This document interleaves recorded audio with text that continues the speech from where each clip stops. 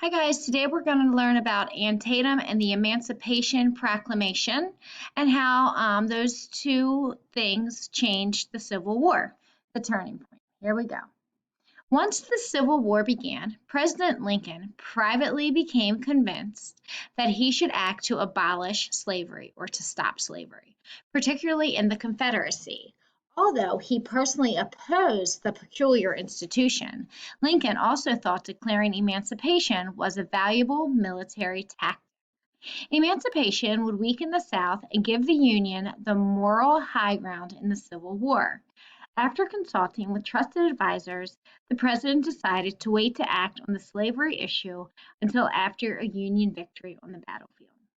A military success would demonstrate to American citizens and the world that the Union could win the Civil War and that emancipation could be enforced. Okay, so what this is saying is that President Lincoln, he thought that he should act to stop slavery, mainly in the Confederacy or the southern states. So he thought emancipation. So when you emancipate someone, it basically makes you free. So he thought that making the slaves free was a good military tactic. He thought that if he freed the slaves in the South or the Confederate side, that it would give the Union or the North kind of the moral high ground, that people would be like, oh yeah, look at the Union. They are letting the slaves go free. They care about us. They have good moral thoughts. They care about everyone.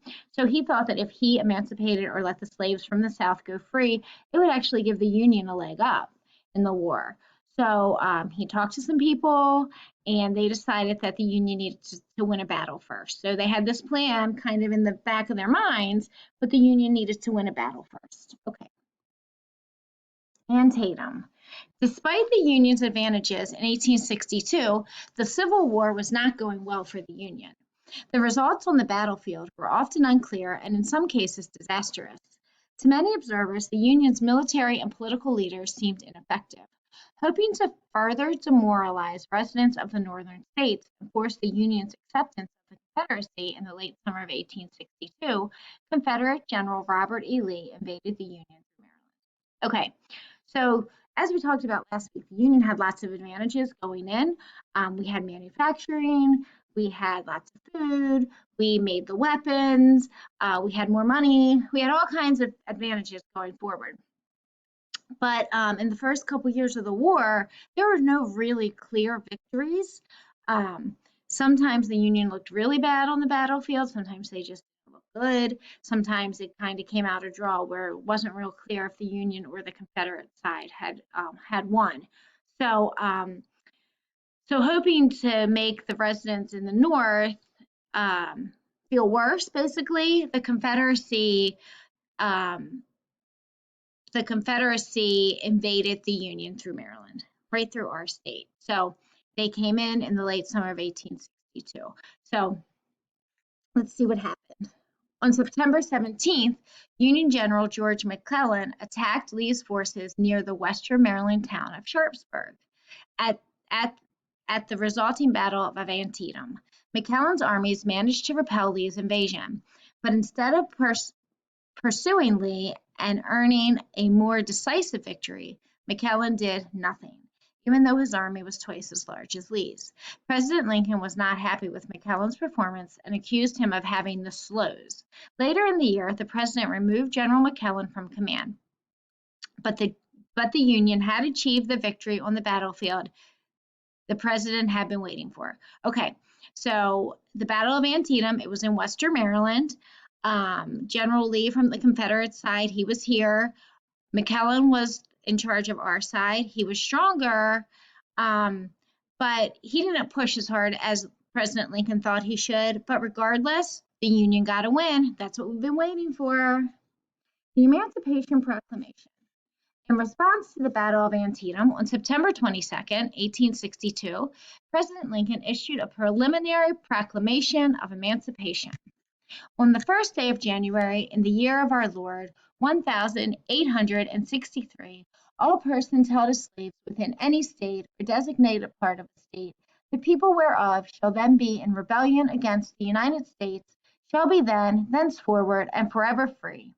And the executive government of the United States, including the military and naval authority thereof, will recognize and maintain the freedom of such persons, and will do not act or acts to repress such persons or any of them in any efforts they may make for their actual freedom.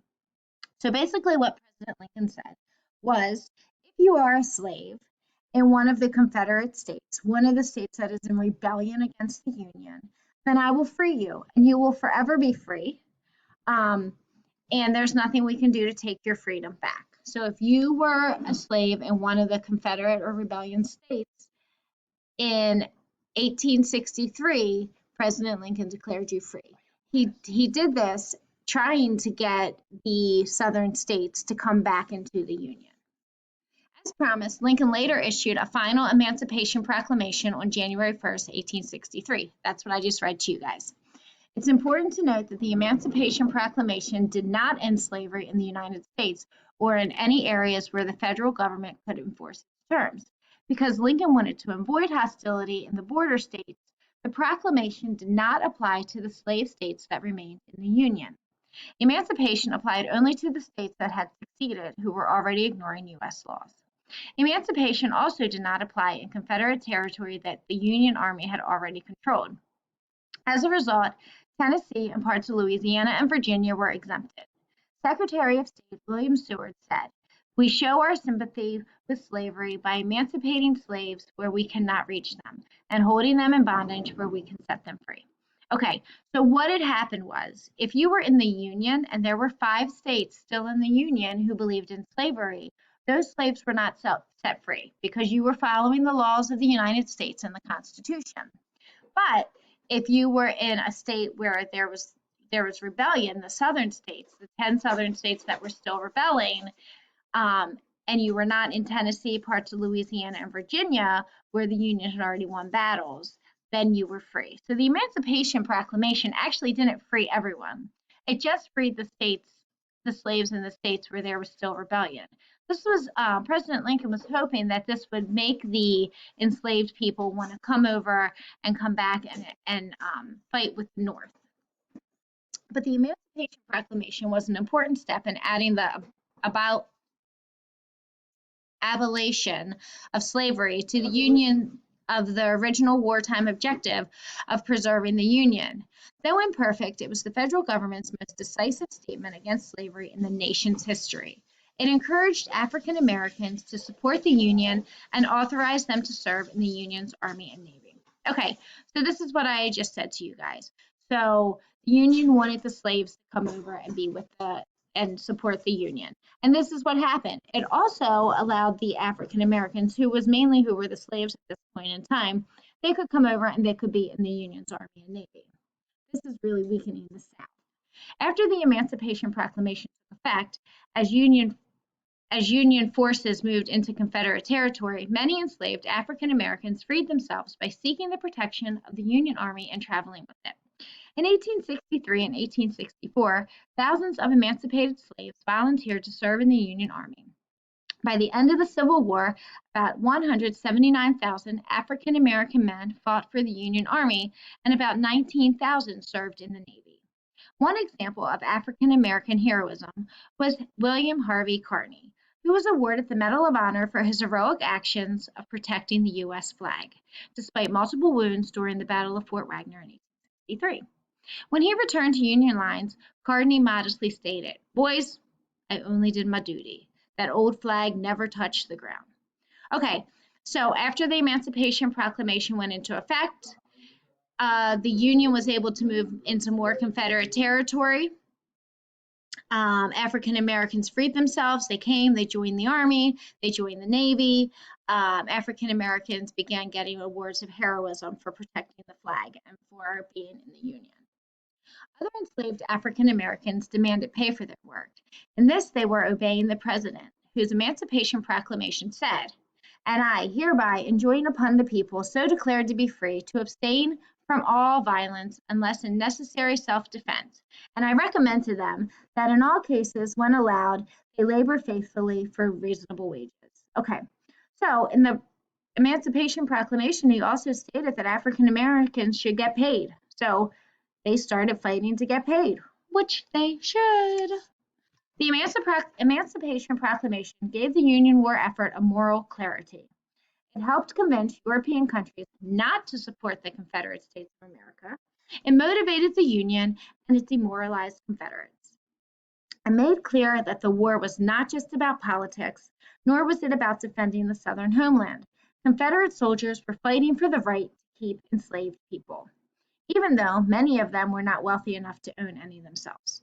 Okay, so the Emancipation Proclamation, it really helped the Union side gain control. It got more people to come over from the Confederate side and fight with them. I mean, it was mainly in the enslaved people, but it gave them their freedom. Um, it convinced the European states to support the Union and not support the Confederates. And if you remember from last week, the Confederate side was trying to get the Europeans to support them. That did not happen. And it motivated the Union even more. They were really gaining support. All right, if you guys have any questions, let me know.